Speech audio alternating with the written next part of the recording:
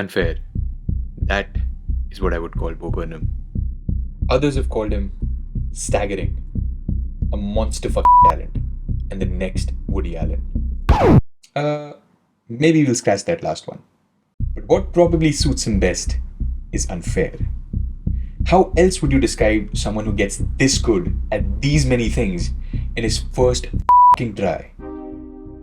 First YouTube video, starts at age 16 and goes viral with multiple videos hitting 10 million plus views in 2006.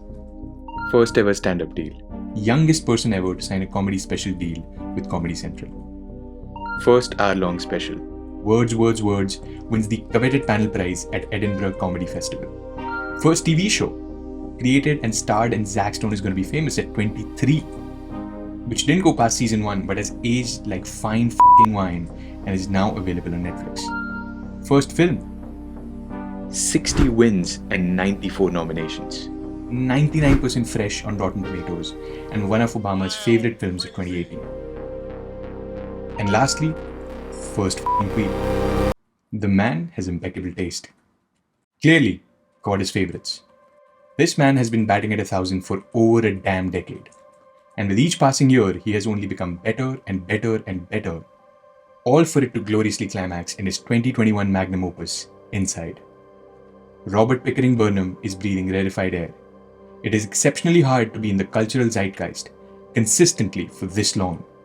So what is it that makes this man so good at living in our heads rent-free? Look, obviously this guy's a monster talent. You don't get to where he is without having an innate artistic genius to drive your ambitions.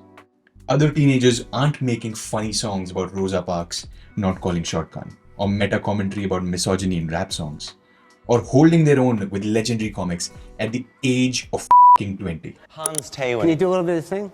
He's a Dutch absurdist. One of the things he does is he brings out a sock puppet, which is a black sock. See, already I don't like them. Yeah, no. all right. It's a white sock. Oh, and better. then But the metaphorical graveyard is filled with the remains of countless young bows who failed to go the distance on talent alone. What Bo also has is the gift of spotting trends early. Bo was one of the earliest creators on YouTube back in 2006 and one of the first creators on Vine in 2013. Up until the advent of social media, stand-up comedy was heavily gatekept, and viral successes were largely controlled by a few networks. Most quote-unquote successful comics catered to a much older audience. But being early to not one but two viral internet platforms meant that Bo could sidestep all the gatekeeping and reach a young, terminally online audience that wasn't catered to before. In a 2013 AMA, Bo mentions that he's the gateway drug of comedy. I never felt like I was stealing anyone's fans as much as I was introducing some younger people to comedy who will eventually find tons of other comedians that they love. But you can be talented and spot trends early, yet still run your content into the ground if you're not obsessed with the craft. Just because you have an audience does not mean you're entitled to their time. This man has been hounding himself for years to deliver only quality content. You deserve better. How dare they think that them fucking around is worthy of your attention? Them playing Pictionary, your attention's a valuable thing. I worked for 3 years to get it for an hour, and I barely get there. And a small but strong example of Bo's attention to detail and the passion for his craft comes through at the end of his movie, 8th Grade. A movie about teenage hormonal changes being magnified 1,000-fold by social media. This end credit scene right here is a microscopic view of a mobile screen.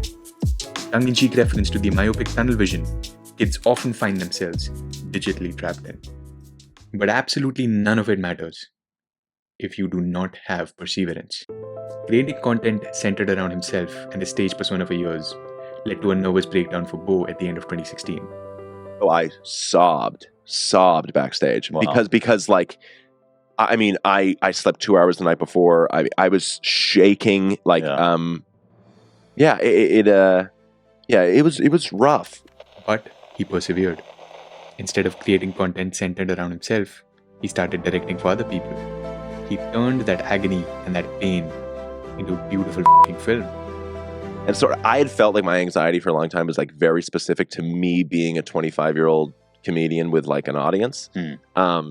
And then I would like do my shows and like, young kids would come up to me and say they felt like me, and they felt like they knew what I was going through. Even what I was talking about was like being on stage in front of thousands of people. I'm like, why is this resonating with you?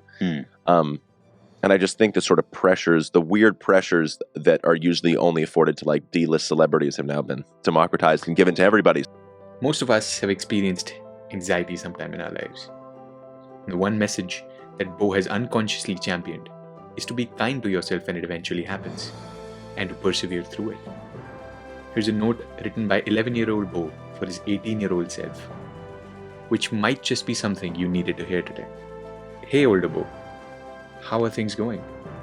Right now I'm 5'4" with blonde hair and blue eyes, and very scared of heights. The Patriots won the Super Bowl this year, but I was so sick I fell asleep at halftime. I hope you've been in some commercials or maybe even movies. Are you going to Duke to play basketball? If not, that's okay. I hope you had a good next 6 years. Your friend and self, Bo Burnham. Good night. I hope you're happy.